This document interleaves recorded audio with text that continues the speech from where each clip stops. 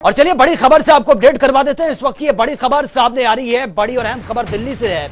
चौधरी बीरेंद्र सिंह का बड़ा बयान सामने आया है, ये बड़ी खबर आप तक पहुंचा रहे हैं। बड़ा स्टेटमेंट दिया बिश्नोई के बीजेपी में आने की अटकलों पर यह बयान सामने आया है।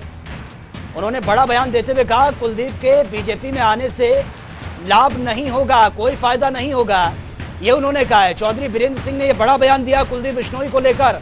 उन्होंने कहा कि अगर वो बीजेपी में शामिल होते हैं तो कोई फायदा नहीं होने वाला है।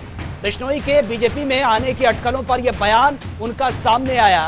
लाभ नहीं होगा यानी कि बीजेपी को कोई फायदा नहीं होगा, यह कटाक्ष उन्होंने किया है। देखिए अटकलें चल रही हैं कुलदीप बिश्नोई को लेकर कि हो सकता है वो बीजेपी का दामन थाम ले, क्योंकि जिस तरह से जेपी नड्डा के साथ उनकी मुलाकात हुई, अमित शाह के साथ मुलाकात हुई और वो फोटो सामने आई और अपने ट्विटर हैंडल से उन्होंने सोनिया गांधी, राहुल गांधी की फोटो तक को हटा दिया था। उसके बाद से लगातार ये कयास लगाए जा रहे थे कि कुलदीप बिश्नोई बीजेपी में शामिल हो सकते हैं। अटकलें जो चल रही हैं उसको लेकर ये बड़ा बयान सामने आया है।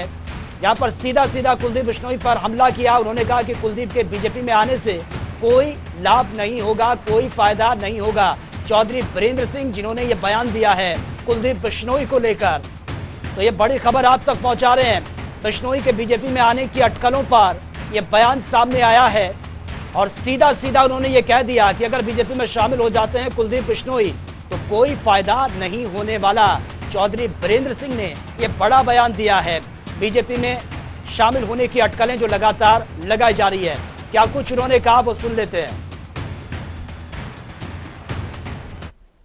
देखो जी, बीजेपी को तो लंबा चौड़ा कोई लाभ मुझे नहीं नजर आता, क्योंकि बीजेपी का जो वोट बेस है वो पहले कांग्रेस का वोट बेस होता था, और उस कांग्रेस में भी अगर हम उसको भी डाइसेक्ट करके देखें तो जो नॉन जाट वोटर था वो भजन लाल जी के साथ होता था।